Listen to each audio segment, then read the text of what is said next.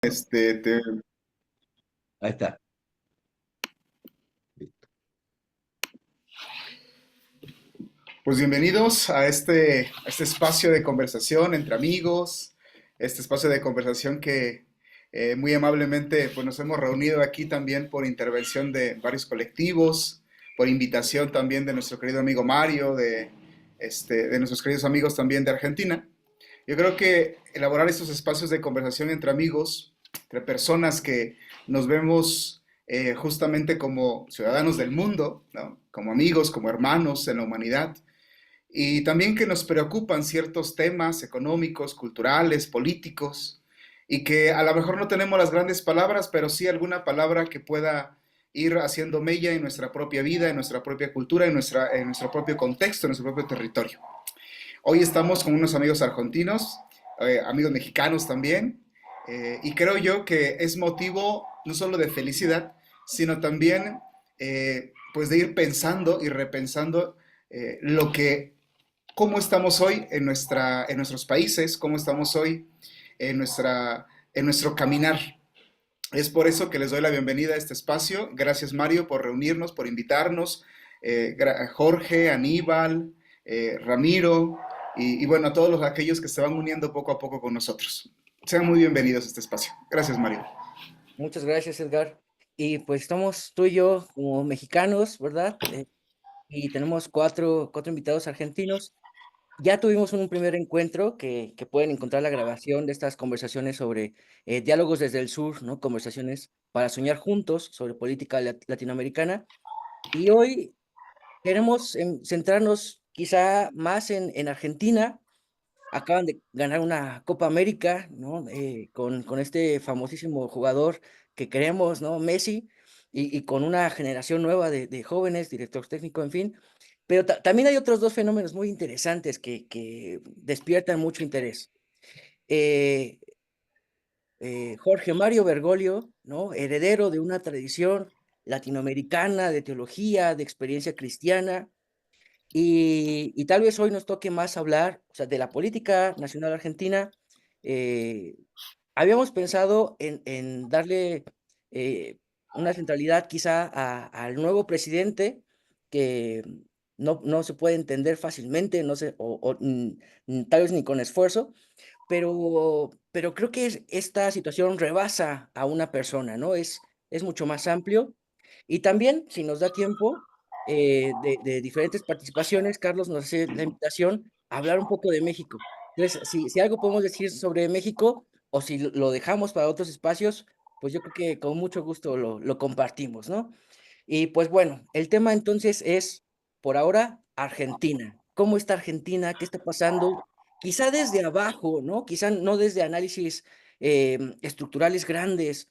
Y también decir que estos diálogos eh, han nacido de la conversación amistosa y cercana y cotidiana entre participantes de la Red Laical Latinoamericana.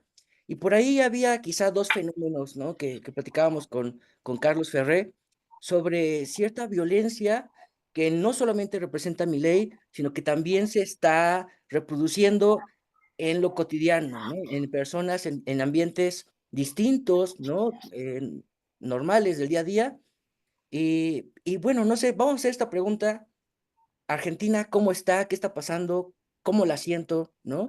Y si gustas, Carlos, empezamos contigo. Bueno, pero vamos, vamos, digamos, interviniendo a medida Claro, que claro. se nos ocurre, si no hacemos. Bueno, yo la verdad que tengo que decir que Argentina en este momento está mal, está mal. Realmente este, está en una de las situaciones más graves de su historia. ¿Por qué? Porque desde mi punto de vista, una decadencia que se venía manifestando dentro de lo que llamaríamos la clase dirigente, tuvo como final, desgraciado final, pero final al fin, la elección de Milei como presidente de la nación. Desde mi punto de vista, eh, esta elección o esta situación eh, creo que tuvo que ver más con una situación, digamos, que se anticipó la historia, digamos, se adelantó la historia a lo que debía ser. Desde mi punto de vista, yo creo que Milei estaban preparando, digamos, con el apoyo internacional, etcétera, esta de nueva derecha, toda esta historia, la estaban preparando para dentro de 4 años. De golpe, el pueblo argentino decidió que lo iba a votar a Milei y lo hizo, digamos, adelantar su plan en 4 años, lo cual lo dejó bastante desubicado. En primer lugar, porque no tenía ninguna posibilidad de gobernar, pues no tenía ni partido, ni equipos, ni etcétera. No tenía nada, digamos, preparado para hacerlo. Y en segundo lugar, fundamentalmente, porque como hombre digamos, de esto que se llama la nueva derecha, él necesitaba que en Estados Unidos no hubiera un gobierno demócrata. Él necesitaba que hubiera un gobierno republicano y efectivamente tuviera Trump en el gobierno. Y bueno, ocurre que accede al poder en esta situación y por lo tanto, como no era el candidato que los demócratas querían, le niegan todo tipo de, digamos, de ayuda económica a través del Fondo Monetario Internacional, que siendo un organismo internacional, el Fondo Monetario Internacional en realidad es un organismo de los Estados Unidos, ¿cierto?, que maneja a discreción. Entonces, así como había manejado a discreción el Fondo Monetario en el momento en que Macri era presidente y le otorgó un crédito que violaba todas las normas, digamos, internas del Fondo Monetario, y que llegó a querer prestarle 55.000 millones, de los cuales Macri en realidad había retirado 45 y quedaban 10 o 11 por retirar, que luego Fernández dice que él no los quiso retirar, puede ser que no los quiso, no se lo dieron, no sé, pues ya había cambiado la administración, y que en definitiva cuando digamos, se hace cargo del gobierno en una situación económica grave, eh, sabían que no tenían ninguna chance, por eso lo ponen a Caputo como ministro de Economía, porque Caputo todavía tenía algunos contactos, digamos, que le quedaban dentro de este organismo, pero le fue mal, no le dieron nada. Siendo que todavía había una especie de crédito a favor de la Argentina de 10.000 millones de dólares. Ya no le dieron plata. ¿Por qué no le dieron plata? Porque no era, digamos, del palo de ellos, no era el candidato de los demócratas. Entonces, en este momento, todas las cosas que hace desde mi punto de vista, ¿no? Después por ahí alguien lo puede decir mejor, como Jorge, pero desde mi punto de vista, todo lo que está haciendo Milei en este momento es simplemente tratar de durar hasta noviembre. Y a ver si en noviembre gana Trump y finalmente le dan el cheque, como para que pueda empezar a hacer algo de estas cosas que él dice que va a hacer. Todo lo que hace, todas las manifestaciones que son bastante demenciales, y qué sé yo, creo que es parte de una escena montada como para justamente poder durar. No, no, digamos, no hace nada, digamos, que pueda hacer en este momento, ni siquiera puede, digamos, enhebrar una política que pueda llegar a algún lado. Y, y por otro lado, cuando le pasa esto, digamos, se le acercan los grupos económicos internacionales más importantes del mundo, con idea de ver con qué se quedan, ¿no? Dice, bueno, la Argentina está de remate, está en subasta pública, y bueno, vamos a ver con qué nos quedamos. Pero como esos capitales en general no son muy valientes, buscaban mayores seguridades. Y bueno, sí, la subasta está armada, pero hay que ver qué pasa, ¿no es cierto? Y bueno, entonces le fueron exigiendo cosas y están ahí alrededor, pero todavía no se han animado a poner un solo dólar de las famosas inversiones que él busca. Esta es una primera aproximación. Creo que acá los amigos van a decir cosas más importantes que yo, seguramente. Así que, no sé, Jorge, ¿querés seguir? ¿Querés Yo quiero, opinar? antes de Si Jorge, opinás muy en contrario de lo que yo digo, disimulá, ¿eh? se vale la diversidad, ¿no? Pero, perdón por otra vez tomar la palabra, solamente creo que Milei no es un asunto interno de Argentina, sino que se está No, moviendo en la escena global, ¿no? O sea, no es sí, totalmente. un presidente extra, sino que es alguien que se distingue por una violencia de su propuesta Sí, económica. sí, Y yo quiero hacer un eco desde México, porque a mí me llamó mucho la atención. También acabamos de tener unas elecciones y hubo quienes se reconocieron con Milei, ¿no? A favor de esta, quizá del PAN, del PRI, pero admirando estas posturas de Milei que asombran desde la definición de pensar en la justicia social como una aberración, ¿no? Entonces, es decir, nos cuestiona principios morales, sociales y económicos, ¿no? Eh, Jorge, ahora sí, perdón, adelante. Yo tengo el vicio, Carlos hizo una excelente fotografía. Yo tengo el vicio de tratar de ver un poquito la película. Voy a tratar de ser muy breve. Después de la Segunda Guerra Mundial, el mundo se divide en dos grandes espacios, pero Argentina se niega a incorporarse a ninguno de esos dos espacios y plantea un gobierno de carácter nacionalista, de carácter popular, un gobierno que tiene dos ejes, la acción social y la justicia social. Y se produce un fenómeno de participación, en primera instancia de los trabajadores, pero luego de todos los sectores sociales en los ámbitos decisorios. Solo por poner un ejemplo, las embajadas argentinas cuentan con un agregado obrero en cada país del mundo que lleva esta prédica del desarrollo del sindicalismo argentino como modelo al resto del mundo. Cuando esto está a punto de institucionalizarse, cuando, digamos, la comunidad organizada, trabajadores, empresarios, artistas, intelectuales, estudiantes, están a punto de cogobernar, se produce un golpe de Estado. Golpe de Estado con una gran cantidad de muertos y se inicia un proceso que en la Argentina llamamos el proceso de la resistencia.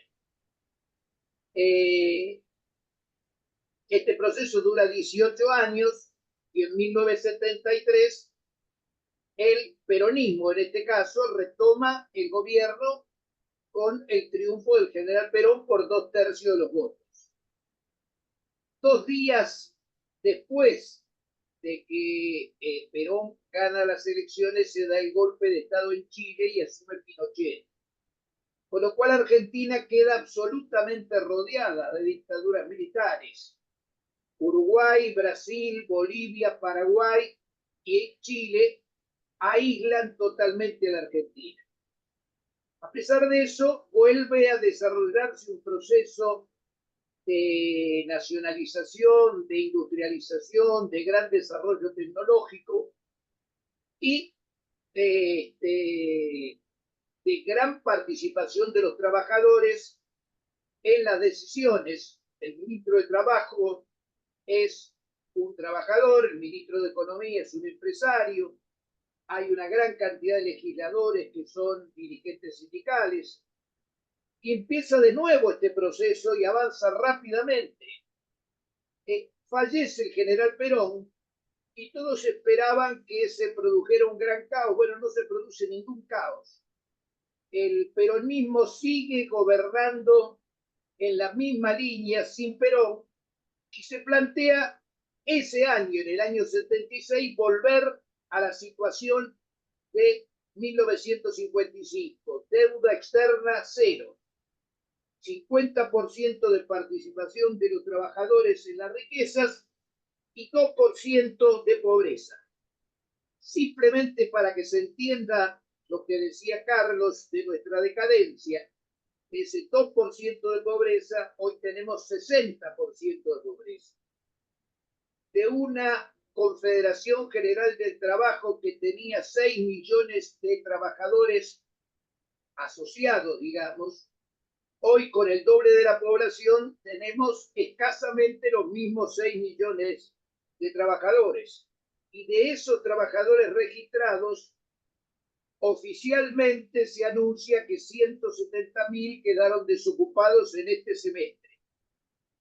O sea, la decadencia fue de una magnitud muy importante, pero no solo desde el punto de vista económico, sino que hubo un proceso que todo el mundo sabe cómo fue, un proceso de represión de 30.000 desaparecidos, de muchos autodesaparecidos que frente a la represión se exiliaron interna o externamente, se escondieron en su casa, por decirlo de alguna manera, y toda la sociedad quedó intervenida, se intervinieron hasta los clubes de barrio. No había posibilidad de acción sindical, no había posibilidad de acción política y se produce un proceso de brutal concentración de las riquezas. Este proceso, si bien volvemos formalmente a la democracia en 1983, sigue desde el punto de vista económico la misma línea, sigue un proceso de concentración de las riquezas, sigue un proceso de falta de participación popular en las decisiones. Los gobiernos pueden gobernar a favor del pueblo o en contra del pueblo, pero no gobiernan con el pueblo. Y este es el tema fundamental, del cual los argentinos tenemos una larga experiencia que abarca la teología. Por eso la teología de Francisco es la teología del pueblo, porque hay un proceso de desarrollo popular que es fundamental para entender el proceso político argentino. Entonces, hoy, con esta situación y, como decía Carlos, con una pésima dirigencia política, se produce un proceso donde Milei gana las elecciones, pero podría ser Milei, podría ser Juan Pérez, podría ser el payaso del Circo de Soleil, porque en realidad los que toman el poder son los grandes grupos económicos, absolutamente vinculados a los grandes grupos económicos mundiales. Estos que cada vez más manejan el mundo, en mi modesta opinión, BlackRock, Vanguard y JP Morgan tienen más poder que el gobierno de los Estados Unidos. Entonces, recién cuando Edgar decía ciudadanos del mundo, ciudadanos del planeta, yo decía, bueno, yo aspiro a ser ciudadano de América Latina, porque si no somos capaces de pensar en una Latinoamérica unida, nos van a manejar por medio ya no de una computadora, sino de un chip chiquitito. Vamos a tener que obedecer estas decisiones.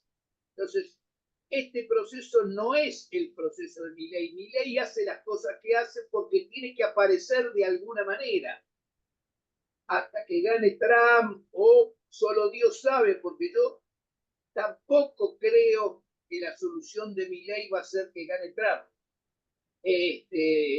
Yo creo que Trump es un nacionalista en el sentido económico y se da cuenta de que los grandes grupos, los grandes conglomerados están dominando al Estado norteamericano y creo que Trump pretende recuperar parte de la autonomía. Entonces, no sé si se va a solucionar en una de esas, sí, en una de esas no, es un gran interrogante. Qué interesante lo que nos comentas, Jorge, y de verdad esta película que tú dices, ¿no? Me ha abierto a mí también como el horizonte. Yo no conozco mucho la historia de Argentina, tengo que confesarlo, ¿no? Lo poco que he investigado, lo poco que he leído, que he escuchado. Y ahora que tú nos abres esta perspectiva, me he quedado pensando también qué importante es la lectura histórica de de nuestro propio territorio, ¿no? Incluso ahí yo escuchaba hace algún tiempo cómo esta lectura histórica que se va haciendo va detonando también en ciertas decisiones políticas. No es la misma lectura que tiene, por ejemplo, de Javier Milei a la que se tiene desde otras perspectivas políticas también, pues, ¿no? Y bueno, pues qué interesante. Aníbal, no sé si quieras continuar con la reflexión, te veo muy pensativo, yo creo que quieres participar. Hola, hola, ¿me escuchan bien ahí? Antes de dejarlo a Aníbal, disculpame un segundo. Sí, Jorge. Horacio Platense, un oriental, un hombre que se sentía argentino, habiendo nacido en la República Oriental del Uruguay, decía que su mayor aspiración es que hagamos un libro de historia único de América Latina y que desde México hasta Tierra del Fuego todos leamos este libro de historia de América Latina. Pero creo que es un esfuerzo que nos tenemos que plantear, porque creo que no hay diálogo posible sin conocer nuestras raíces, que son raíces comunes, que tienen problemas comunes, a pesar de los modos, de las formas y de las características de cada pueblo. En el fondo el problema sigue siendo el mismo, sigue siendo el neocolonialismo. Gracias, Jorge. Sí, Aníbal. Bueno, ante todo, bueno, un gusto estar aquí compartiendo con ustedes. Muchas gracias, Mario, por la convocatoria, ya que veníamos hablando hace tiempo sobre este encuentro, así que bueno, no les olvido agradecerte por la generosidad, una vez más, Mario, por la generosidad en la convocatoria. Como decía, un placer estar compartiendo este diálogo, conversatorio con ustedes. En mi caso, bueno, me parece interesante las intervenciones de Carlos y de Jorge, de algunas cosas que iban diciendo, yo retomando un poco y profundizando lo que ellos decían. Yo voy a hablar en tanto politólogo, que es un poco, tiene que ver con mi formación, pero en este sentido, digo, vinculado con esta discusión de las nuevas derechas, sí o no y demás.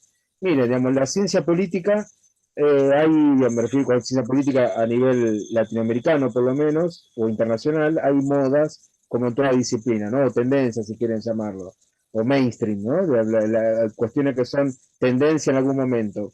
En los años, fines de los años 70 y los 80 era el tema de las transiciones a la democracia, los años 90 el gran tema era las reformas del Estado, ¿no? Las reformas con impronta neoliberal del Estado, en los años 2000, bueno, las crisis sistémicas que habían padecido países como el nuestro, como Argentina, luego pasan a ser, por ejemplo, los estudios sobre el federalismo fiscal, luego los estudios de género, porque no, también pasan a ser una tendencia, y cuando parecía que la última moda era el tema de la polarización en la política, ¿no? La polarización que tensionaba nuestra democracia, México no está exento de este fenómeno, como tampoco lo está Argentina, aparece este tema de las nuevas derechas y vemos pulular seminarios y simposios y hasta libros de las nuevas derechas, etcétera, etcétera, ¿no? Bueno, en fin, vamos medio como decía aquella famosa frase de Hegel, al escribir la filosofía, que el búho de Minerva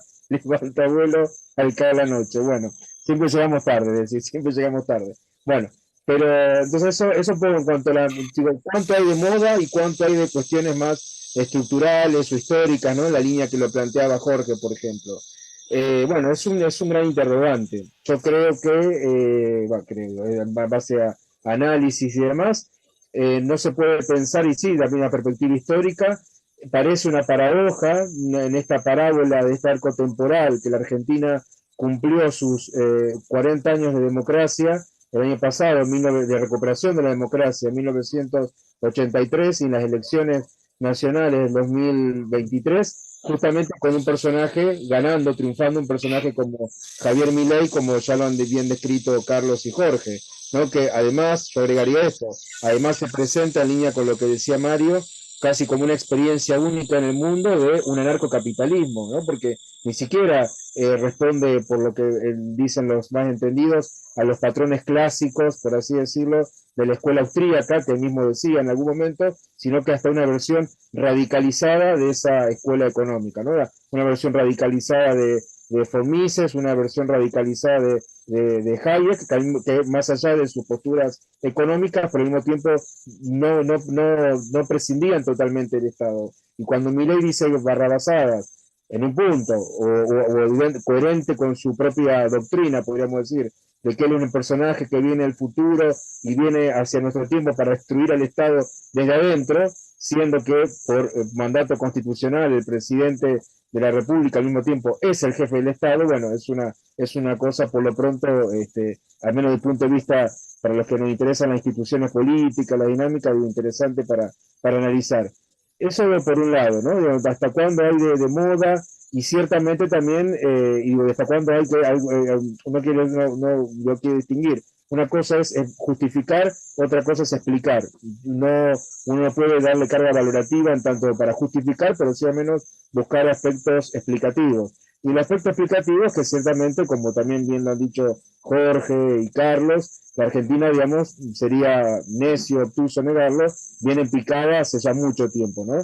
Yo recuerdo cuando estuve en Buenos Aires, por ejemplo, más allá que soy bastante seguido, pero soy de la zona metropolitana de Rosario, acá entiendo que Ramiro, porque decían que es de allí, pero cuando estuve allá algo así creo que tiempo antes tiempo después de la segunda vuelta electoral el año pasado en Buenos Aires, y uno ve justamente esa pobreza que más allá que los índices, lo que dicen los índices y demás, pero familias enteras viviendo en la calle, no hablo en zonas periféricas de la capital federal, acá no me pueden justamente agregar más datos Carlos y Jorge, conoce mejor la zona, pero no, basta andar por la zona del Congreso Nacional, es decir, de uno de los poderes de la República, y ver familias enteras en la calle y demás. Un país como Argentina, que exporta alimentos para gran parte del mundo, no puede alimentar a su propia gente. Cuando yo vi eso, me di cuenta de que por qué el gobierno anterior no podía ganar las elecciones. Es decir, el nivel de degradación social,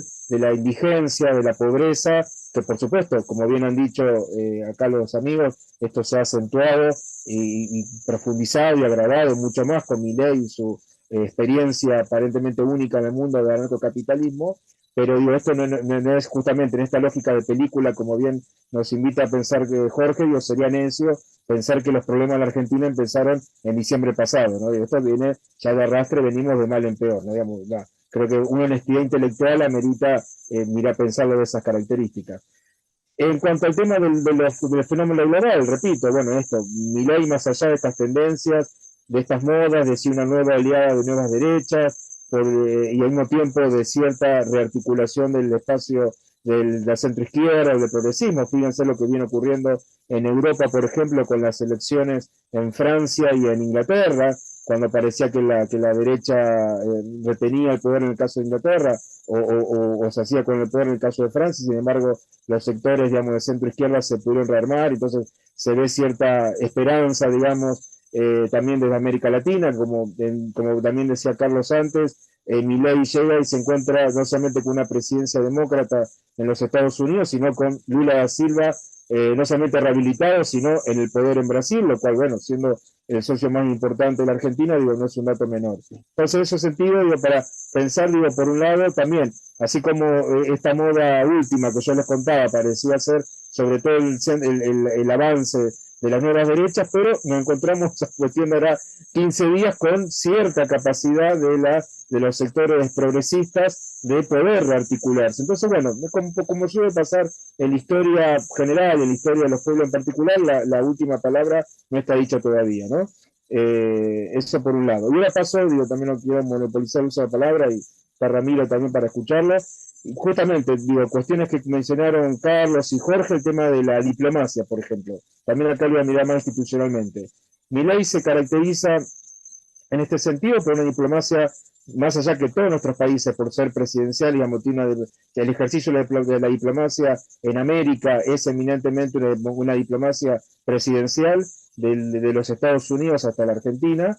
Pero digo, Milei hace una práctica muy particular de la diplomacia, de que, por ejemplo, los encuentros con Elon Musk, y sus recurrentes visitas a los Estados Unidos o hasta a la comunidad judía de allí para recibir premios, digamos, que en realidad son bastante, y esto sin desmerecer a nadie, pero premios poco serios, digamos, al menos en el concierto de los galardones más reconocidos, también lo hizo en Alemania, etcétera. Bueno, pero no, eso, como bien decía Carlos, no se reditúa, es una diplomacia que no, al menos hasta ahora no reditúa en inversiones genuinas, inversiones externas genuinas al país. Es decir, va, se saca la foto, usa dinero público para hacer esos viajes, es casi como cumplir, digamos, como un niño caprichoso que quiere cumplir un sueño de estar, en este caso, con estos magnates, con Elon Musk, etcétera, y otros por el estilo, pero Mark Zuckerberg, por nombrar a otro, digo, pero esto no redunda, al menos hasta ahora, en supuestas inversiones y generación de empleo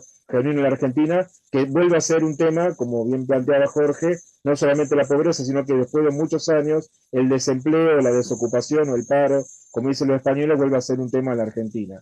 Entonces, digo, cuando uno mira por ejemplo, ha ido creo que como 5 o 6 veces a los Estados Unidos, creo que es la sexta vez con esta última de hace pocos días, y nunca tuvo una visita oficial de Estado a la Casa Blanca, por ejemplo, que con todo lo que uno pueda decir a favor, en contra de las relaciones de América Latina con los Estados Unidos, siempre polémicas, controversiales y demás, pero bueno, era casi como una especie de puerta de entrada, digamos, para tener un diálogo respetuoso y serio y a la altura que amerita para Estados soberanos y al menos ser recibido, digamos, en la Casa Blanca. Milei, de todas las veces que fue a Estados Unidos, no fue recibido, no fue una visita de Estado, ¿no? Y esto es algo llamativo.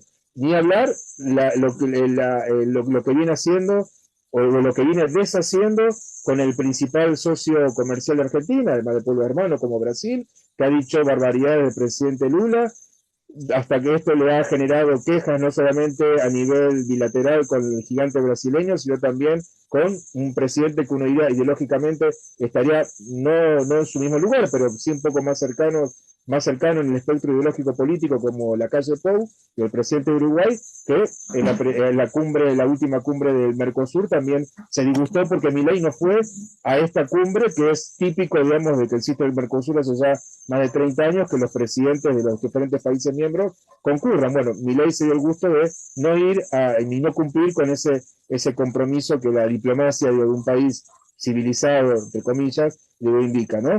Ni hablar lo que ha ocurrido con España, yo pensemos en la relación Iberoamérica también, con todo lo que podemos decir, lo controvertido, complejo, etcétera, con los estudios de coloniales y poscoloniales en el medio, digo, pero al punto de que España retiró a su embajadora a la Argentina. Esto no tiene antecedentes, digo, de que dos países hermanos, por cuestiones culturales, hay más de 1 millón de argentinos que viven en España, y nietos de abuelos que han venido acá a hacer la América, como se decía, y que por la crisis del 2001 mucha gente se fue a países, no solamente México, que siempre ha sido un lugar que siempre ha recibido bien a los argentinos, sino también en este caso España, y hoy por hoy, al día de hoy, las relaciones, digamos, diplomáticas oficiales están rotas con España, a menos por el lado español, a raíz justamente, no por raras, sino por los exabruptos que ha dicho Milei.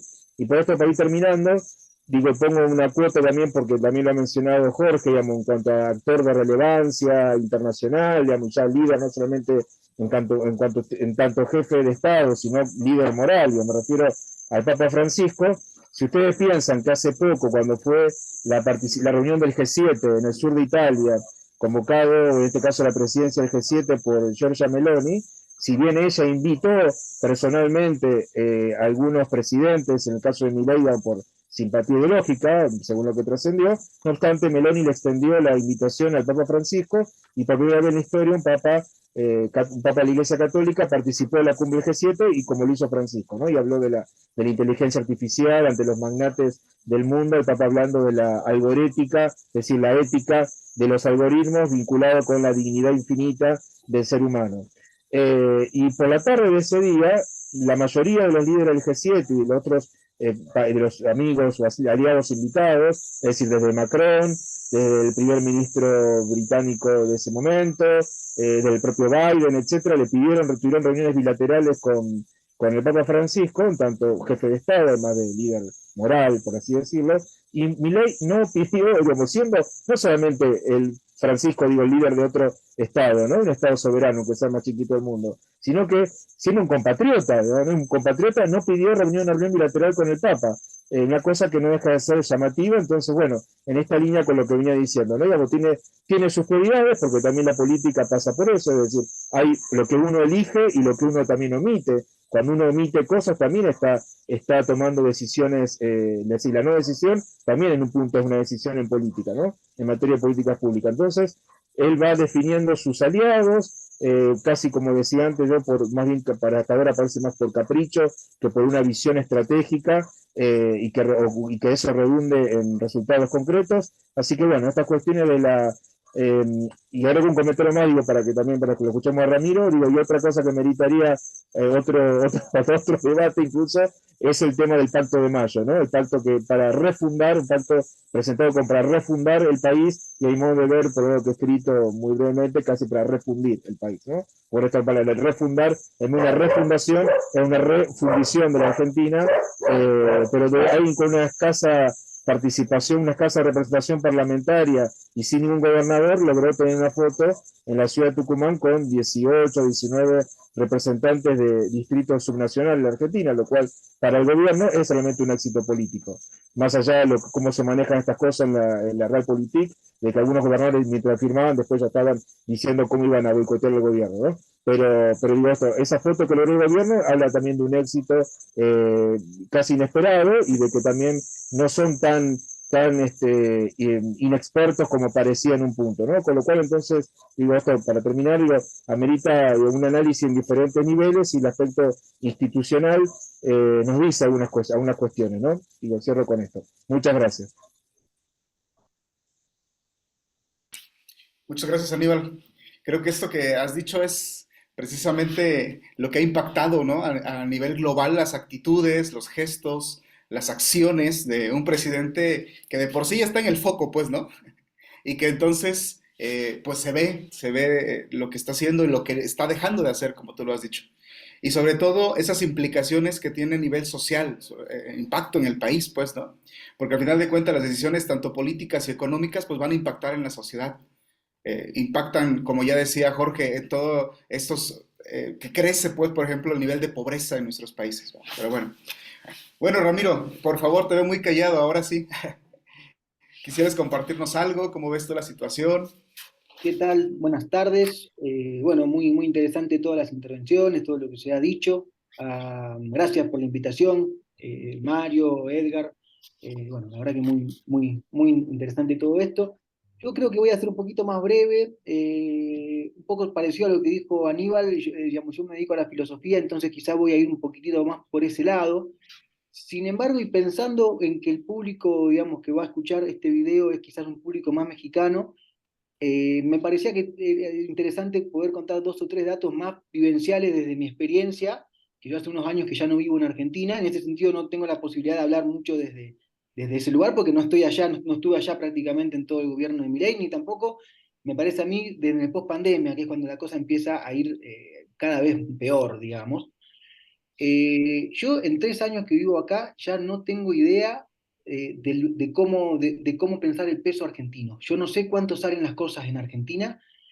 Fui a Argentina, pero es imposible seguir el ritmo. O sea, lo que salía cuando yo me fui, un café en una cafetería salía 100 pesos, hoy sale más o menos 1.500, 2.000 pesos. La última vez que yo fui sale, o sea, eh, Ahorita más. y pensemos que el peso argentino históricamente es parecido al peso mexicano. O sea, el peso argentino más o menos es en proporción. O sea, cuando yo llegué acá a México, un peso argentino, un peso mexicano eran 4 pesos argentinos. Mis viejos vinieron, mi papá, mi mamá vinieron un año después y me dijeron, no, calculale que es un peso mexicano, 10 pesos argentinos ahora. Y ahora ya no sé, ya perdí la cuenta y ya ni intento saber cuánto está el peso argentino, y me manejo con el mexicano. Si tengo que pensar en dólares, tengo que ver, me manejo porque aquí la cosa está mucho más estable en ese sentido. La situación en Argentina, digo, lo otro que puedo decir es, mis amigos o la gente que conozco, la situación es mala, la perspectiva es mala, no hay perspectiva, no hay futuro, diríamos, ¿no? Y lo tercero y último que digo respecto a esto, yo una cosa que me sorprendí aquí en México, cuando conocí gente argentina o cuando veo argentinos, al principio yo, cuando llegué, había varios que me decían, yo hace 20 años que estoy acá. Claro, yo decía 2001. Está clarísimo que, o sea, un poquito antes, un poquito después, pero es gente que viene con la crisis del 2001. Otra gente que conocí más grande, más o menos todos me han dicho, y llegué acá en el 88, 89, crisis del 89, digamos, ¿no? Y yo creo que en este momento estamos viendo una tercera oleada de gente que viene al país, que viene a México, sobre todo en la zona de Playa del Carmen, esa es la zona donde más argentinos hay, pero me parece que hay como una tercera oleada de crisis que de alguna forma expulsa gente del país y que en México se puede ver ese recibimiento, si bien creo que ha habido gente de argentinos que han venido en los últimos 10, 15 años, creo que ahora en estos últimos años hay una escalada de la gente a ese nivel. No lo puedo confirmar, es un dato mío de experiencia, pero para que más o menos se dimensione la magnitud de la crisis, ¿no? Bueno, yo quería traer básicamente dos cuestiones, un poquito más quizás teóricas, que cuando me dijeron de esto y cosas que yo estaba un poquito pensando, que tienen que ver con lo que estoy haciendo. Lo primero es la advertencia que hace la escuela de Frankfurt, la primera escuela de Frankfurt, que le toca vivir el ascenso del nazismo en Alemania. Ellos ya, la escuela se forma en los años 20 y ven de alguna forma ese surgimiento, incluso hacen análisis de la clase obrera, de los trabajadores, análisis cuantitativo, empiezan a hacer toda una serie de trabajos y que finalmente se van exiliados en el año 33-34 y en Estados Unidos el estudio del autoritarismo, como le llaman, del nazismo, para ellos es una obsesión, ¿no? Simplemente una advertencia que ellos hacen que a mí me parece que es interesante para encuadrar este tema, que es, no pensemos el nazismo, como ellos dicen, como un fenómeno ajeno a la cultura occidental, o sea, un fenómeno ajeno a la cultura alemana. No pensemos que Alemania era un país racional y que esto es la irracionalidad que llega. No, no, o sea, ubiquémoslo como una variante más, como una forma más de pensar endógenamente lo nuestro, ¿eh? Es decir, con esto quiero decir, no pensemos que Milei es un fenómeno totalmente exógeno, no pensemos que Milei es algo totalmente creado de afuera o que viene de algún lugar que no se sabe. Me parece que el ejercicio que tenemos que hacer, que acá se está haciendo, es el de pensarlo como algo que tiene que ver con la propia historia, que tiene que ver con la propia, con la propia, no sé si idiosincrasia, pero sí, en parte sí, o por lo menos una parte de la población, digo. Yo creo que, por ejemplo, una de las cosas que está claro con el mileísmo, no en todo, yo no creo que sea mayoritario, pero sí que está el revanchismo de los sectores pro dictadura que estaban ocultos, que estaban tapados, que no podían decir su palabra, porque desde la política de derechos humanos en los 80 el afirmarse a favor de la dictadura era algo que no se podía hacer en Argentina, de una forma, públicamente, y me parece que Milei viene a mostrar esa cara media oculta, esos sectores que no estaban hablando públicamente, y a la vez a convencer desde esa mirada histórica a sectores que hoy se encuentran en una situación lamentable, en una situación económica, social muy mala, que ante la falta de perspectivas terminan creyendo quizás el relato histórico totalmente opuesto quizás al que hacía Jorge, ¿no? Un relato histórico en el cual los sectores que serían los buenos son esos sectores que concentrados de la economía del 76, ¿no? Eh, y por ese lado, digo, me parece que podemos llegar a pensar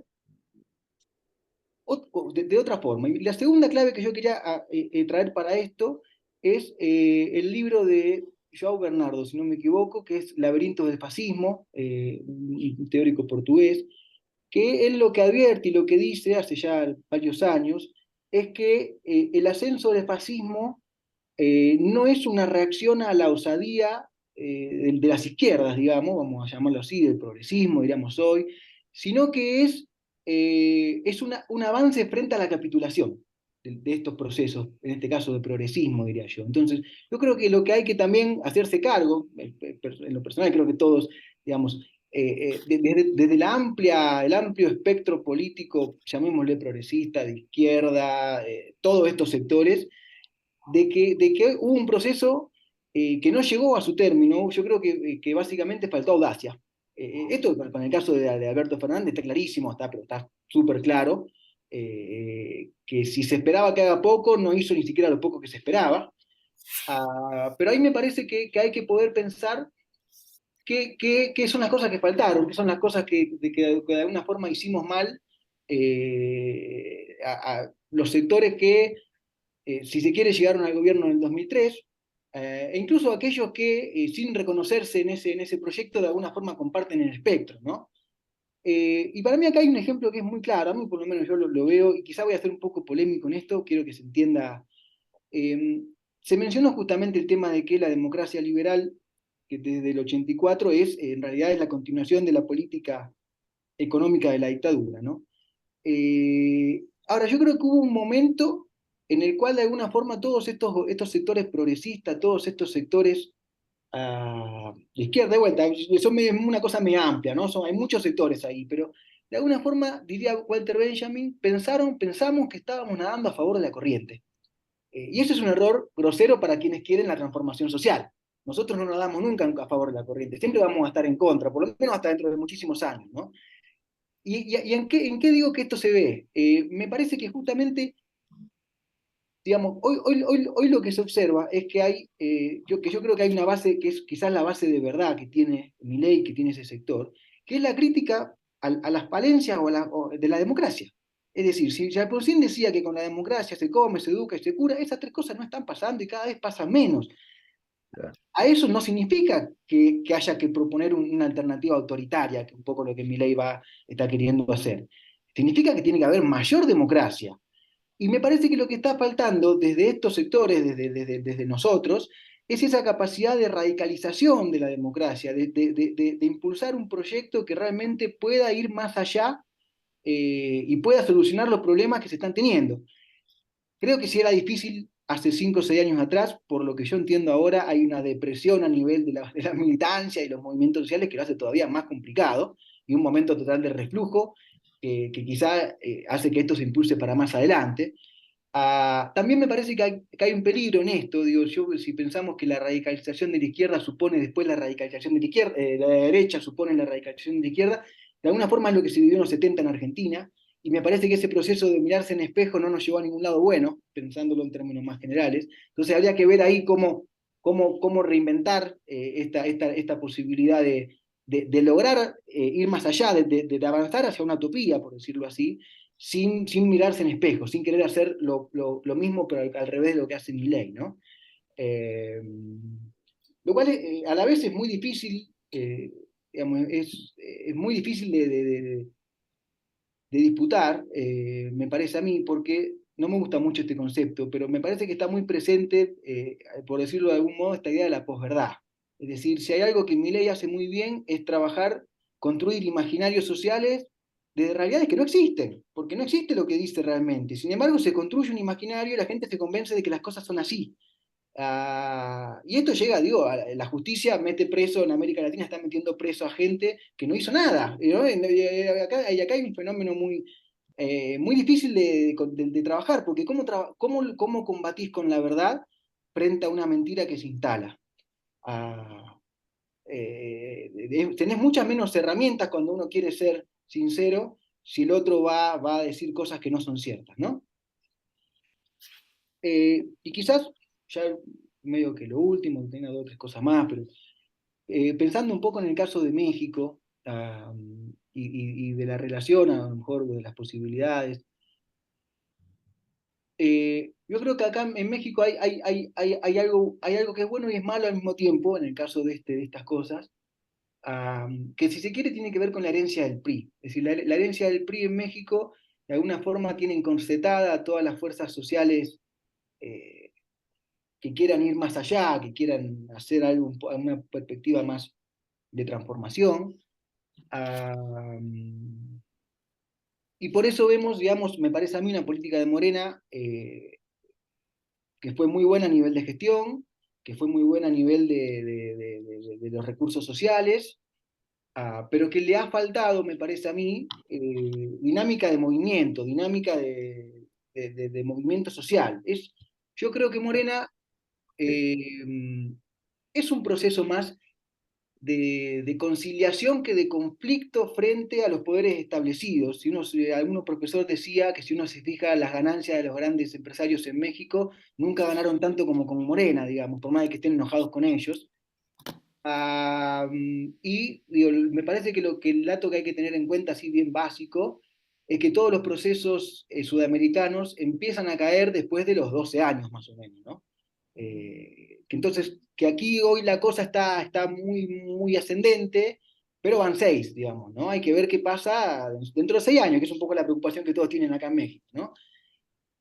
Y yo creo que México estaría en condiciones de aprender de los errores de los otros países, digamos. No sé si esas condiciones se van a aprovechar finalmente, pero me parece que hay algo que, si uno ve las experiencias de los gobiernos progresistas del principio del siglo, yo creo que ahí hay una clave. Yo soy más bien movimentista, me interesa el tema de los movimientos sociales, y me parece que si uno piensa en el caso argentino, lo que había en el 2001, el nivel de movilización que había en el 2001, y cómo el kirchnerismo se mueve frente a esa movilización, y cómo de alguna forma Morena también se mueve frente a los movimientos que existían en México, que de alguna forma no es impulsarlo, sino es más bien encorsetarlo, uso de vuelta esta palabra. Eh, Creo que ahí hay una clave negativa, porque Ujú. justamente un gobierno popular tiene que dar un poco, no sé si rienda suelta, pero tiene que poder, digamos, permitir que las fuerzas populares se desplieguen, digamos, sin temer a posibles desviaciones, a posibles, o temiendo, pero me parece que eso es una clave que faltó en Argentina, que le faltó a kirchnerismo desde siempre, me parece a mí, yo casi, digamos, mi posición, digamos, dejar ser, digamos, a los movimientos, y que acá en México está muchísimo más claro este asunto, ¿no? Pero México tiene, a diferencia de Argentina, una institucionalidad mucho más marcada. Digo yo, por esta herencia del PRI, que es muy mala para muchas cosas, pero que a la vez no sé si permitiría que aparezca un fenómeno a lo Milei. Me parece que hay cosas muy institucionales acá en México, e incluso ciertos acuerdos que en Argentina no existen como tales. Justamente un profesor de historia, hablábamos de esto con un profesor de historia. Aquí en México, bueno, Morena habla de la cuarta transformación, ¿no? Ahora, si evitamos el debate sobre la cuarta transformación, todos los sectores sociales, todos los actores políticos, están de acuerdo en que hubo 3 transformaciones en la historia de México, digamos. O sea, hay un acuerdo histórico que pareciera que fuera muy básico, pero que en Argentina no existe. En Argentina los historiadores no se ponen de acuerdo sobre el siglo XIX. Derechas e izquierdas, o sea, la llamada grieta llega a punto de que no hay acuerdo ni siquiera con cómo pensar el siglo XIX en Argentina, por ponerlo. Y México me parece que sí tiene un piso de acuerdo, ¿no? Yo lo veo en el CONACYT, ¿no? Milei queriendo ir en contra del sistema de investigación. Y acá me parece que el CONACYT mexicano no se toca. Y creo que están todos de acuerdo en que no se toca el CONACYT mexicano. Por lo menos, a lo mejor los mexicanos me pueden corregir, pero no conozco sectores que, incluso lo que hizo Morena fue un poco limitarlo y querer recortarlo, digamos, ¿no? Porque ya era como demasiado. Si pensamos, me parece que ese nivel de acuerdo, que en México existe un nivel de acuerdo que es lo que permite una cierta estabilidad y una cierta institucionalización que en Argentina no hay. En Argentina no hay acuerdo prácticamente en nada entre los distintos sectores y por tanto todo es pugna, todo es conflicto. Viene un gobierno y hace una cosa, viene el que viene y hace lo contrario. Eh, bueno, hasta ahí dejo yo. Muchas gracias. Muchísimas gracias, Miro, Carlos, Aníbal, Es Jorge. interesante, me parece interesante la última comparación que hacías, con la situación mexicana. Pero previo a eso, yo quería destacar alguna cosita.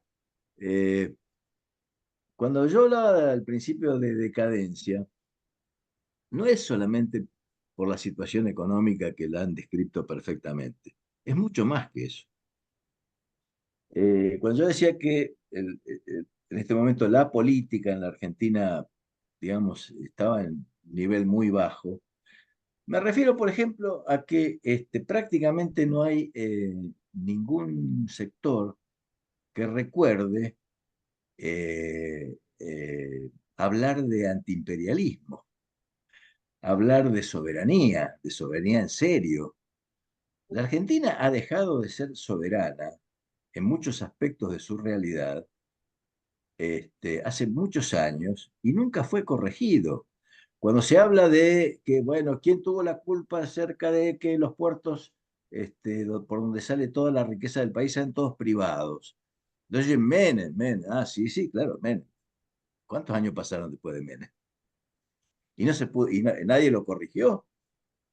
Y cuando se intentó hace poco, durante el gobierno de Fernández, eh, había una situación, parecía muy favorable para que uno de esos 29, 30 puertos volviera a ser un puerto del Estado.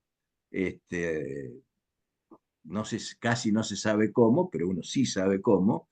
La batalla terminó antes de empezar y salieron corriendo. Entonces, viste, conociendo, digamos, cómo ha sido y cómo se va mejorando el sistema eh, de dominación imperial y cómo se ha ido mejorando, digamos, pues yo hablaría en este momento de un imperialismo del siglo XXI, ¿no? En realidad creo que el conflicto verdadero entre la nueva derecha y y el globalismo, es que el globalismo, digamos, progresó sobre la idea del imperialismo anterior. Y la nueva derecha quisiera volver al imperialismo anterior, es decir, una pelea entre ellos, entre los grandes intereses. Nosotros con eso no tenemos nada que ver, realmente. Y entonces, digamos, eso lo han trasladado a el resto de los países. Entonces dice, bueno, no, pero resulta que, qué sé yo, que Trump es nacionalista. Sí, Putin también es nacionalista. Y Netanyahu, por supuesto que también. Y en eso coinciden, qué notable, ¿no? Qué notable. En eso coinciden Putin, Netanyahu y Trump. Eh, a ver, la nueva derecha tiene una especie de qué sé yo, de soporte ideológico que tomaron allá de un autor francés hace muchos años, y que empezaron a engendrar allá por fines del siglo XX. En Madrid se hizo una declaración. Ahora, los intereses que se mueven alrededor de esto son intereses concretos, son intereses económicos de los grandes grupos que, como la crisis del capitalismo es verdadera, es cierta, se está tragando a sus propios hijos. Es decir, en realidad se están peleando por lo que queda, que es mucho, y por la mayor concentración que nunca hubo. Entonces, es decir, la pelea es por la concentración. Ahora, países como Argentina, que en ese sentido, digamos, hubo una línea histórica que fue, digamos, que se resumía en aquella consigna patria sí, colonia no, o liberación o dependencia, ¿no es cierto? O sea que el problema ese era vital para que hubiera justicia social, para que hubiera independencia económica, para que hubiera soberanía política, para que hubiera una democracia con la que se come, con la que se estudia, etcétera, etcétera. Pero era vital, digamos, esa discusión era vital y esa pelea era vital. Desapareció. Desapareció, nadie la reivindica en este momento. Entonces, ¿cómo la democracia va a ser fuerte si estamos peleando en la democracia? Lo que estamos eligiendo no es a la presidencia de una nación soberana, sino a una administración colonial o semicolonial. Es decir, ¿quién administra la colonia? La verdad que, claro, si con esa democracia es difícil digamos, que alguien esté muy, muy, muy contento, muy convencido, ¿no es cierto? Pero eso, independientemente que algunos no lo puedan explicar, se nota, se nota. Y la otra cosa es, Argentina tenía, como bien explicó Jorge, digamos, un plexo de derechos sociales, por ejemplo, que era una maravilla. Fueron derechos constitucionales en el año 49. Bueno, de esos derechos que se mantuvieron con dictaduras, con gobiernos militares, con gobiernos de todo tipo, de eso la realidad es que la mitad de los trabajadores argentinos no goza de esos derechos. Y sobre todo los jóvenes no gozan de esos derechos. Entonces cuando le decían, no, usted tiene que conservar sus derechos, ¿qué derecho voy a conservar si no tengo ninguno? Por lo tanto, esa parte de la población, digamos, tuvo que arreglárselas como podía. La informalidad es su su hábitat. Viven en la absoluta informalidad, con mayor o menor suerte. Algunos han tenido suerte en la informalidad, algunos han tenido suerte, y otros no, y otros una desgracia. Ahora, ¿qué sucede? Cuando aparece, por ejemplo, un personaje totalmente informal, de alguna manera dicen, ese debe ser más parecido a nosotros que esos otros que nos hablan todos los días y que no nos resolvieron ningún problema. Entonces, es decir, no, tampoco es una casualidad. Como no es una casualidad, por ejemplo, que las críticas que hace la nueva derecha, por ejemplo, al sistema global, y uno las mira y dice, son ciertas, es verdad, lo que dicen es cierto. Ahora, en realidad es cierto para quién. Es decir, defienden el Estado. ¿Qué Estado defienden? ¿Cuántos estados posibles hay en el mundo en este momento? ¿Acaso los estados de Sudamérica individualmente pueden ser estados soberanos? ¿Van a poder seguir siendo estados soberanos? No sé. Vamos a tener que inventar algo nuevo. Porque hoy estados en el mundo puede haber 4, 5, 6. Rusia, China, India, Irán, Estados Unidos. Ni siquiera la Unión Europea. Recién hablábamos del tema de que ganaron los sectores progresistas. Sí, claro, porque la disputa entre el sistema global y el sistema y este otro sistema que es más antiguo, digamos, de la nueva derecha, se sigue produciendo. Ahora, tengamos en cuenta que está bien, ganaron los laboristas en Inglaterra, pero tengamos en cuenta que Tony Blair, que era un gran laborista, fue el inventor de la tercera vía, y la tercera vía es la que nos trajo durante estas últimas décadas esta situación actual. ¿Eh? Fue, digamos, la idea de, bueno, démosle la cultura a los progresistas, pero la plata la seguimos manejando nosotros, que somos los que tenemos realmente el poder económico. Esta es la tercera vía real, dependientemente de, de cualquier otra discurso, qué sé yo, y de lo que sea. Entonces, eh, en realidad creo que, a ver, necesitamos ir sacando más cosas de esto y ver realmente cómo se puede construir una cosa diferente, que tenga en cuenta esto que decían ustedes, ¿no? De una América Latina unida, en fin, de los pueblos, digamos, como dice Francisco, del multilateralismo de los pueblos y no del multilateralismo de algunos estados que son muy, muy, muy importantes. Bueno, yo lo dejo ahí. Muchísimas gracias, Carlos, y a todos. Está muy interesante, creo que estamos abarcando muchos temas muy importantes, ¿no? Que quizá nos están ayudando a aclarar, ¿no? A presentar también quienes ven esto, pues como dice Ramiro, hay personas de México, pero también de Argentina, ¿no? Que habrán escuchado muchísimo de todas las partes, ¿no? En disputa y también de algunas otras partes de América Latina. Y sobre eso, bueno, quería remarcar, ¿no? Algunos ecos. A mí me sorprende, ¿no? Que haya ecos de este anarcocapitalismo que representa Milei, que como dice Ramiro, quizá ya estaba en el sistema económico anterior, ¿no? Y también muy interesante que quienes lo dijeron en México, o sea, ubico a Xóchitl Gálvez, ¿no? Que fue la candidata de la oposición, pero también un personaje muy interesante, bueno, por el poder mediático que tiene, Salinas Pliego, ¿no? El dueño, o bueno, el administrador de la segunda televisora más importante del país de México.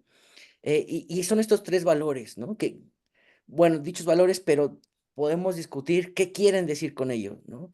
Es vida, verdad y libertad, ¿no? Pensando que de mi ley ha habido mucho por esta libertad que no tiene nada que ver con esta organización de los pueblos, como dices tú, Carlos, ¿no? Sino es una libertad de los capitales Los acumulados. poderosos. Sí. Pero bueno, más, quizá quienes nos vean digan, bueno, simplemente están opinando estas personas opositoras a mi ley, pero en lo concreto, ¿no? A mí me llama la atención esto que hemos compartido que está pasando en Argentina, o sea, las condiciones objetivas, digamos, de la vida cotidiana, ¿no? De esta inflación que nos hablaba Ramiro, ¿no? ¿Cuáles son las circunstancias actuales, ¿no? Carlos, alguna vez me has comentado, el precio de los medicamentos es muy alto, el precio de la seguridad se ha disparado, e incluso los recursos naturales disponibles, ¿no? Por ejemplo, el gas, aparte de la crisis, hay otra forma de la que se está dando, no es la misma calidad, ¿no? No sé, quizá como esto concreto y como decía al inicio también, ¿no? No sé si hay como un ambiente de, como consecuencia de pensar la justicia social como una aberración a una falta de empatía social, ¿no? Bueno, ya tiene un ritmo este diálogo, esta discusión, pero no sé si me quieran ayudar como a presentar las condiciones cotidianas, ¿no? De la vida diaria. Jorge, no sé si me puedes platicar. A cómo- ver, yo de nuevo quiero volver un poquitito a la película y los que me conocen esto me lo han escuchado para llegar a lo que vos decís. En 1975 se produce la reunión del Grupo de los Cinco en Rambouillet, en París, de Estados Unidos, Gran Bretaña, Francia, Italia y Japón, y después se transforma en el Grupo de los Seis, se incorpora Canadá. Y entonces se plantean internacionalizar la economía, se proponen colocar todos los fondos que volaban en los centros financieros internacionales por los petrodólares, se proponen el libre comercio, como decía, se propone generar un proceso de endeudamiento de los países del sur, y entonces de alguna manera, aunque no la llaman así todavía, se lanza el proceso de la globalización.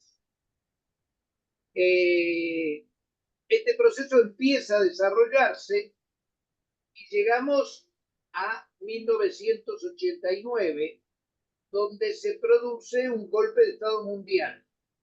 Se cae el muro de Berlín, desaparece una de las dos partes en que estaba dividido el mundo, y entonces nos dicen, bueno, se acabó, es el fin de la historia, es el fin de las ideologías, hay un modelo único, y ahora el mundo es así para todo el mundo, o sea, para todo el planeta. Se produce un proceso de achatamiento, de aplastamiento, porque quien produce un producto en Malasia necesita que se venda en Europa, en Asia, en América, entonces hasta las propagandas son las mismas. Entonces, se instala una cosa imprescindible, que es el fin de todo marco valorativo, sea este del espectro que ustedes quieran. Y en particular, las religiones empiezan a ser las enemigas de este proceso globalista, de este proceso conducido por los grandes grupos económicos. Y la más enemiga es la Iglesia Católica, primero por su alcance planetario, segundo porque tiene una cabeza única. Y entonces empieza un proceso de ataque que no se había producido hasta el 89, porque hasta el 89 Juan Pablo II era el ariete necesario para derrotar al comunismo. Entonces no había que criticar a la Iglesia Católica, inclusive se la protegía, los medios de comunicación tapaban los problemas de la pedofilia, trataban los problemas económicos que se producían en el Banco Ambrosiano, por decir un ejemplo. Ahora, después de la primera paliza para Pablo VI, cada vez más duro contra Ratzinger, y no hablemos cuando aparece un personaje del fin del mundo, un tipo de la periferia, y un tipo que llama a las cosas por su nombre. El único tipo en el mundo el único personaje en el mundo que tiene buena imagen, que es reconocido y que se enfrenta a este proceso de el globalismo conducido por los grandes grupos internacionales. Hoy no hay grandes líderes en Europa, en América, en África, Asia, no hay grandes pensadores. El único que plantea sistemáticamente ideas es el Papa Francisco. Para el resto, la ley de la selva es el que, como no hay marco valorativo, se hablaba recién de la posverdad, como se puede hacer cualquier cosa, como se puede decir cualquier cosa, entonces todo vale. Ahora aparece un tipo que dice, no, mirá, esto es blanco y esto es negro. Y desde las periferias, que es de donde mejor se ve el planeta en su conjunto, nos animamos a plantear otro modelo. Y entonces hoy vivimos una guerra descarnada contra el Papa Francisco, donde hay inclusive muchos actores dentro de la iglesia, yo diría, para usarse en terminología, muchos obispos herejes que lo acusan a Francisco de ser herético, por poner a la práctica las resoluciones del concilio y por volver a la iglesia de los primeros tiempos, y por expresar una realidad distinta. ¿Cuál es la realidad distinta? La realidad de las periferias, que es una iglesia popular, que es una iglesia misionera, que es una iglesia mariana, cosa que no se ve en, en la iglesia europea. Es una iglesia militante todavía, y por muchos años, si Dios nos ayuda. Entonces, me parece que los grandes poderes dicen, bueno, si este tipo argentino es el que nos enfrenta y el que nos cuestiona, bueno, es necesario darle un golpe en la Argentina. Aparte del golpe mundial, aparte de toda esta historia de la nueva derecha, de Orbán, de Vox, de tal, bueno, ahora hay que inventar una nueva derecha en Argentina para demostrarle a Francisco que somos capaces de golpearlo en su propio territorio. Entonces, yo creo que lo que se está viviendo forma parte de esta guerra donde Bannon, por ponerle un nombre y apellido, conduce una operación de carácter mundial, que es, hay un tango argentino que se llama Cambalache. Y Cambalache es un lugar donde se venden cosas viejas y donde está todo mezclado, todo un lío. Entonces el tango dice, ves la Biblia junto a un calefón. Bueno, hoy el mundo es un Cambalache. Hoy ves la Biblia junto a un calefón. Entonces hablan de nacionalismo. Es lo mismo el nacionalismo de liberación del sur del planeta que los nacionalismos imperialistas del norte del planeta. Es lo mismo los movimientos populares que se dan con todos sus defectos, con todos sus errores en el sur del planeta, que el populismo europeo, que Francisco aclara perfectamente cuáles son las diferencias. Bueno, evidentemente estamos viviendo en el marco de ese cambalache, y ese cambalache se ha instalado en la Argentina. Por eso también acá todo vale, por eso Milei puede decir cualquier cosa, por eso Milei es el principal enemigo de la unidad continental. ¿Qué posibilidad tenemos nosotros? Inclusive Brasil, que ha pasado a ser la potencia más grande, diríamos de alguna manera, como fue México en su momento, como fue Argentina, ¿qué posibilidad tiene de enfrentarse a una multinacional del petróleo, de la minería, de farmacéutica, para no hablar a los grandes grupos económicos financieros aisladamente? Bueno, este para mí es el tema fundamental. Entonces, hoy lo que vivimos en la Argentina es el mundo del cambalache, donde todo vale. Entonces, como todo vale, se ha desagregado. Y entonces esta ley de la selva ha impuesto el individualismo. Cuando es natural para un pueblo pensar en el bien común, porque todos los pueblos saben que nadie se salva solo, que solo se salva junto a los demás, que solo se salva junto a la comunidad, se nos impone el individualismo y entonces dice, ahora sálvese quien pueda. ¿Y quiénes son los que pueden? Muy poquitos. Y los demás, bueno, la ley de la selva, algunos sobrevivirán un poquito más, uno un poquito menos, pero descartaremos millones y millones de hombres, generaremos guerras como las que Francisco hace un tiempo empezó a hablar de la Tercera Guerra Mundial por partes. Cuando lo planteó por primera vez, lo entendíamos más o menos.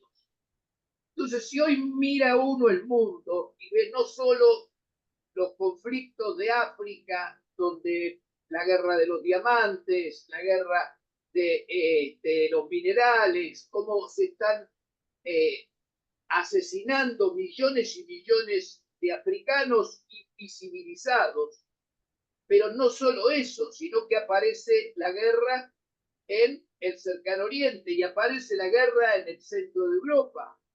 Y entonces ya no se habla de una guerra mundial por partes, hay una guerra mundial generalizada porque ya están prácticamente todos interviniendo. Y Milei lo que viene a jugar es a meter a la Argentina en este manicomio, meter a la Argentina en esta guerra mundial provocada por los grandes grupos económicos, porque lógicamente ellos también manejan los complejos militares e industriales de cada uno de los países, en particular el más grande de todos, que es el de Estados Unidos.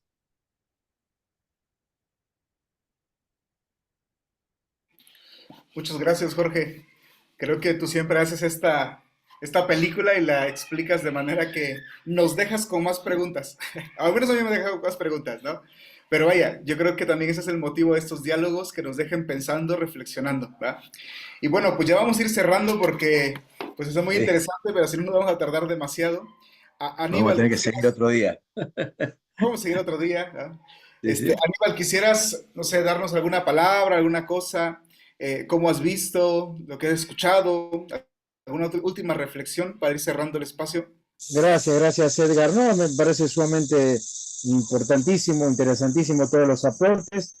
Yo me quedaría con esto que también estuvo sobrevolando un poco, ¿no? El tema de la democracia. Creo que si bien plantear estas cuestiones parece, alguien me dijo una vez, una politóloga colega, me decía que son discusiones medio de los años 80, pero creo que bien vale la pena, digamos, traerla al presente, que es cuando se habla de la democracia en su dimensión procedimental, en su dimensión sustancial, ¿no? O también la democracia vista en su dimensión representativa y la dimensión participativa. Un poco, bueno, creo que lo que estuvieron diciendo ustedes tiene que ver, me parece, con esto, ¿no? Lo que está en crisis claramente, la dimensión representativa de la democracia.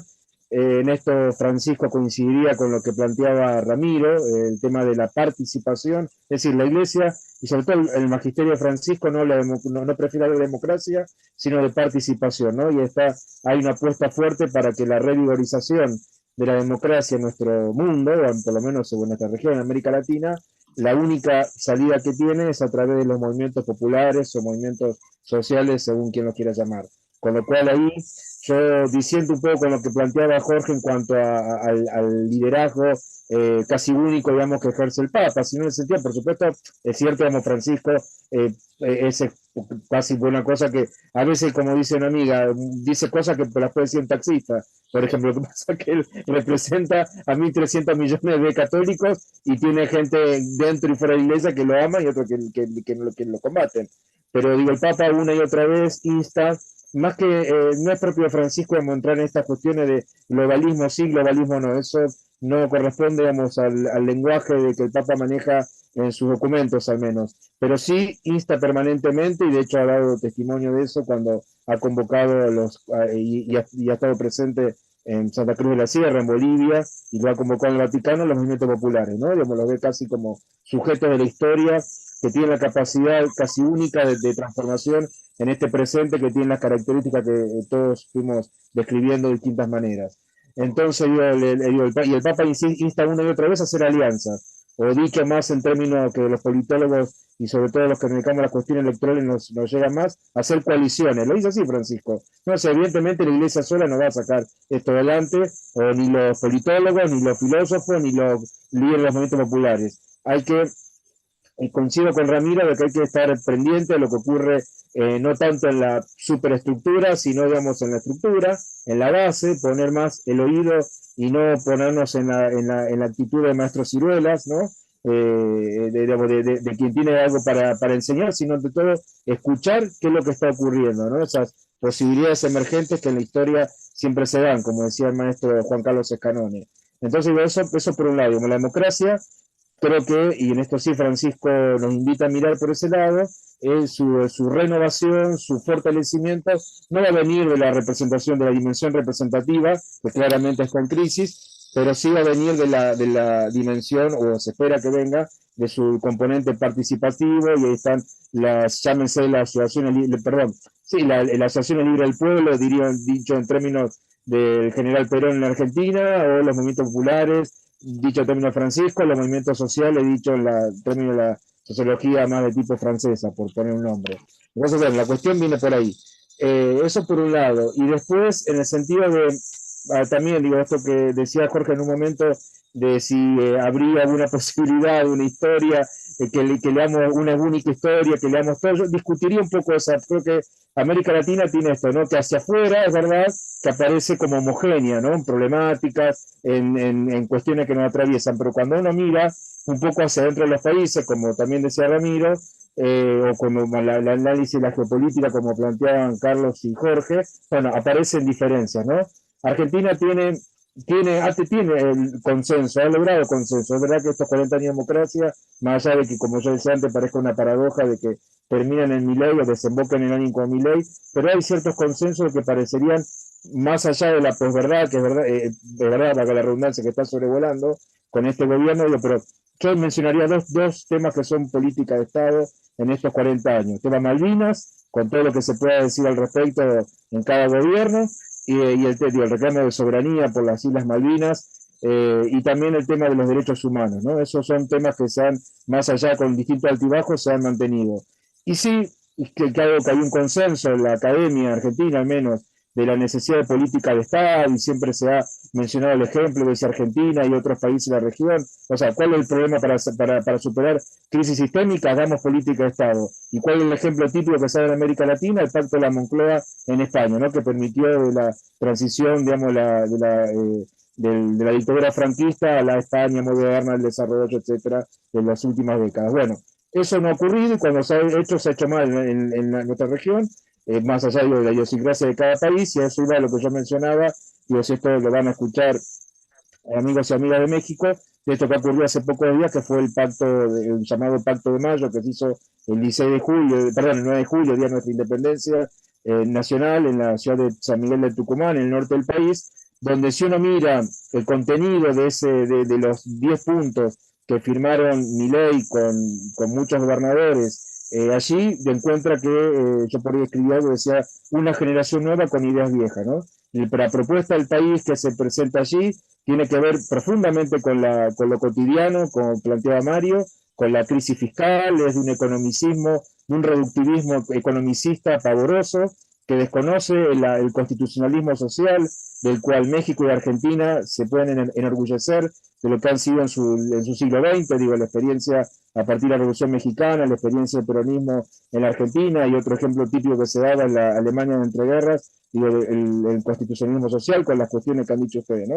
Justicia social, función social de la propiedad, etcétera, etcétera. Bueno, cuando el presidente Milei tiene un relato, instala este relato de la clave de posverdad, como bien decía Ramiro, de que hay que refundar el país, que yo digo, entre paréntesis, refundirlo, sería, que reconoce 100 años de historia y que plantea una Argentina de principio del siglo XX, o incluso más atrás todavía, de fin del siglo XIX, un país para pocos, un modelo económico que tiene que ver con un modelo que no es inclusivo, que no es industrialista, que no apuesta a la cultura, no apuesta a la ciencia y la tecnología, bueno, deja muchos puntos para el debate, ¿no?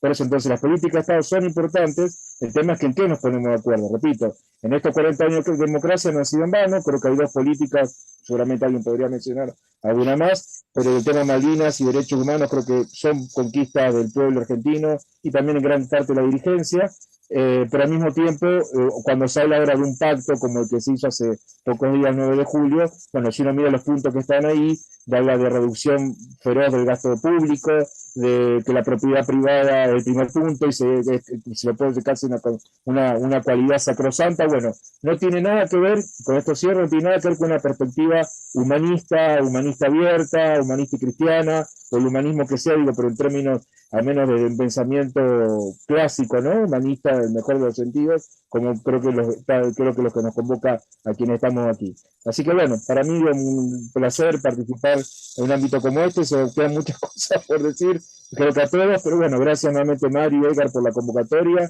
y a Carlos y Jorge y Ramiro por haber intercambiado este diálogo sobre Argentina. Gracias. Edgar, te pido un solo minuto nada más. Adelante, Jorge. De las opiniones particulares, yo quiero recordar dos cosas.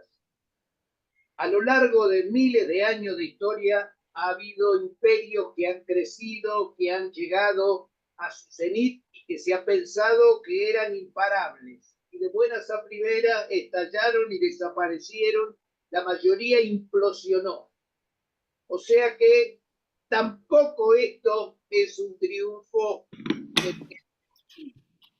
En Argentina hay una frase política que dice que los pueblos son como el agua, que siguen su curso. Cuando los poderosos tratan de indicarlo, el agua se desvía. Y cuando le cierran todos los pasos, el agua trata de pasar por abajo. Y cuando no puede pasar por abajo ni puede pasar por los costados, hace presión sobre los diques hasta que los rompe y se larga el aluvión. Los pueblos siempre pasan. Muchas gracias, Muy Jorge. bien. Bueno, finalmente, Ramiro, ¿quisieras tú darnos alguna perspectiva? Hace un momento hiciste una comparación a que a mí me llamó mucho la atención entre México y Argentina, digo, porque tú has estado los últimos años aquí en México, ¿no? Conoces un poquito más nuestra realidad también. Y vaya, yo creo que esa es una riqueza muy grande para los que somos mexicanos y que podemos ver también este video. Pero pues adelante, no sé si quieras terminar nuestro... Bueno, muy buenas todas las intervenciones, ahora las últimas. Sin duda, el tema de la democracia participativa que mencionaba Aníbal me parece que es una clave fundamental para pensar todo el siglo XXI y para pensar, digamos, nuestras tareas en el siglo XXI, la tarea de la Iglesia, si queremos posicionarnos de este lado. Un dato que a lo mejor no sé si se terminó de decir, pero a mí me parece interesante, es que cuando uno ve la crítica y la confrontación al gobierno de Milei actual, la Iglesia ha tenido varias ya. Por supuesto, algunos sectores, no todos, pero sí algunos incluso con cierta repercusión mediática, digo, en fin, ahora no recuerdo bien, pero ya ha habido varios episodios de confrontación que me parece que marcan por lo menos una senda que es interesante, ¿no? Y que ese proceso sería importante que confluya con otros espacios, que en pocos en esos está, me parece, ¿no? Yes. Pero bueno, creo que ahí hay un desafío, una tarea para todos, para todas, nosotros, nosotras. Me quedo con dos cositas nomás, muy cortitas, me parece que ya con el tiempo ya estamos, me quedé pensando de todo esto, y para pensar en el proceso argentino. En principio, la pregunta de Mario, yo no estoy allá, por tanto no puedo decir mucho de vida cotidiana. Ahora sí que, digo, para quienes no están en Argentina, está mal la cosa. Eso está claro. No hay perspectiva de futuro, no se llega a fin de mes, o sea, la cosa es mala, digamos, ¿no? Yo pongo de vuelta un ejemplo de los personales que puse antes. A mí me llamó la atención acá en México hace poco un compañero de becario de CONACYT acá, yo soy también becario, dice, no, es que tengo amigos que me dicen que deje la beca, que me venga a trabajar, que voy a ganar mucho más. Y la realidad es que en Argentina uno, digamos, la beca del CONICET es un gran sueldo hoy por hoy, y yo mi experiencia de los amigos es que terminan la beca del CONICET y no tienen mucho más que hacer, o sea, es como toda una laguna cuando uno termina, ¿no? O sea, como para ver las diferencias económicas en un lugar y en otro, me parece que está bastante claro, ahí, por lo menos en este ejemplo. Bueno, digo, dos cosas me quedo pensando, que me parece que habrá que prestar atención y habrá que ver. La primera que en algún punto se dijo tiene que ver con qué capacidad puede llegar a tener Milei en articular a los sectores que están de alguna forma atrás suyo, y en términos más generales, qué capacidad puede tener las nuevas derechas de articularse con las derechas tradicionales y de articularse con sectores mundiales más generales. No se mencionaba esto de Trump, de si Trump va a estar o no va a estar, qué rol va a tener. No estaría muy claro, uno supone que más que el de Biden, pero habría que ver, ¿no? Me parece que ahí hay agendas distintas, me parece que hay tensiones, me parece que ya se están viendo esas tensiones, y que ojalá pase que no haya, que no tengan la capacidad de articularse, digamos. Me parece que ahí sería, bueno, una clave, ¿no? Siempre que hay divisiones por arriba, hay posibilidades de que desde abajo se haga algo, digamos, ¿no? Y si se abroquelan, la cosa es más difícil. Y en el sentido contrario, ¿qué posibilidades hay de reacción? ¿Qué posibilidades hay de que haya una reacción popular, de que pase algo que logre torcer el rumbo de los acontecimientos hacia otro tipo de lugar, y que aparezca en eso algún proceso, algún fenómeno político de otra índole? Yo creo que ya los que llegaron hasta hoy están bastante agotados, por supuesto se deberían resignificar, no digo desaparecer, pero sí resignificar en alguna otro tipo de identidad.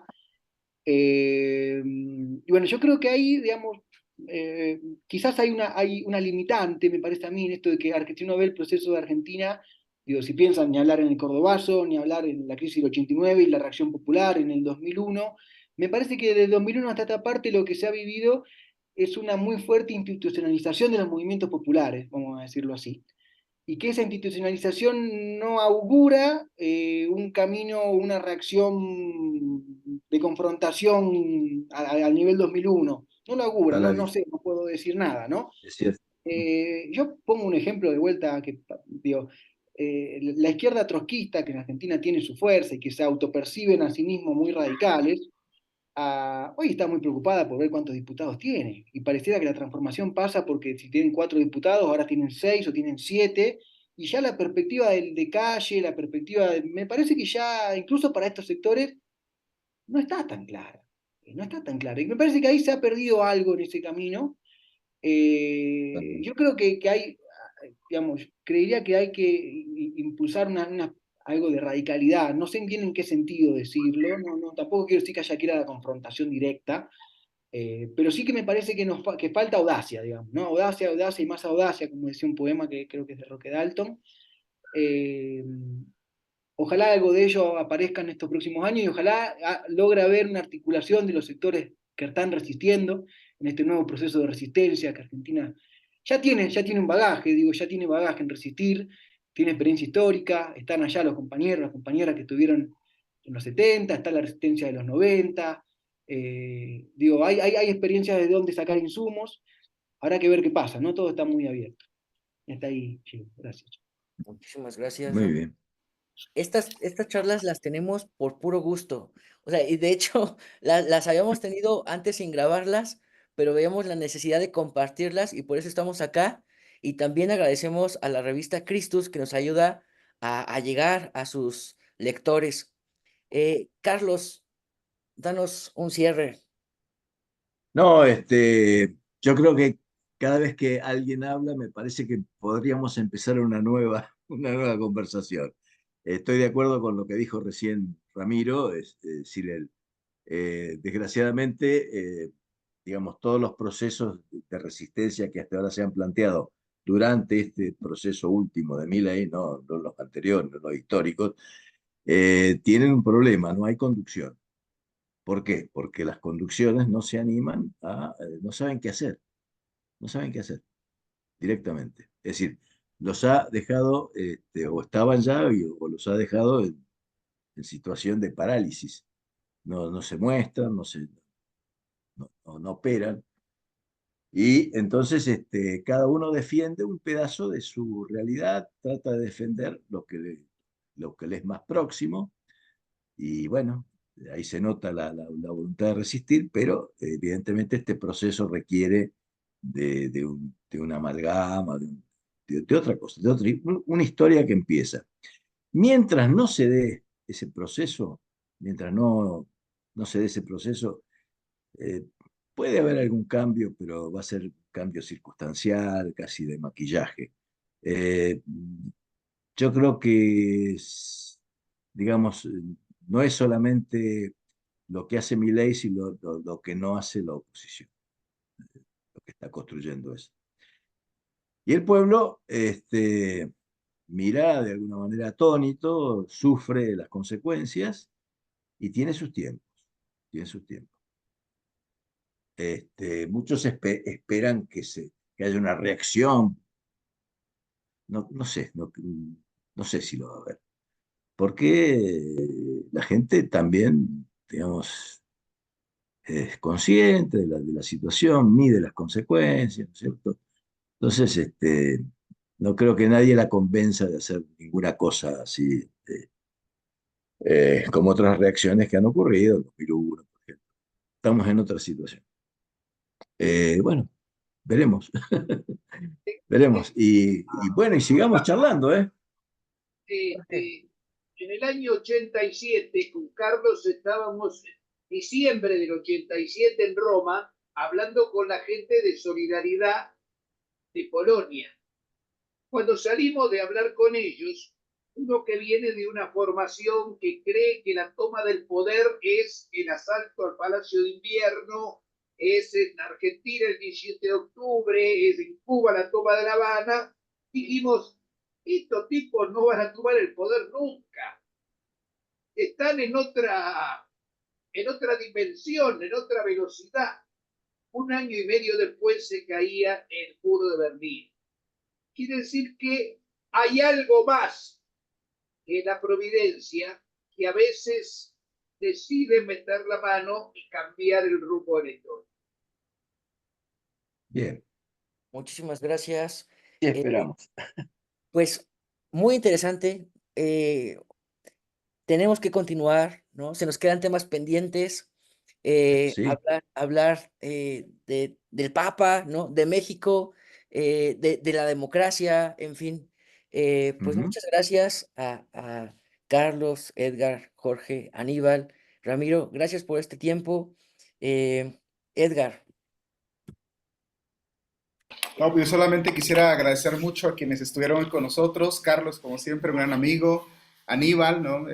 Jorge, toda tu experiencia y sobre todo estas últimas intervenciones que nos invitan, yo creo, mucho a la esperanza, ¿no?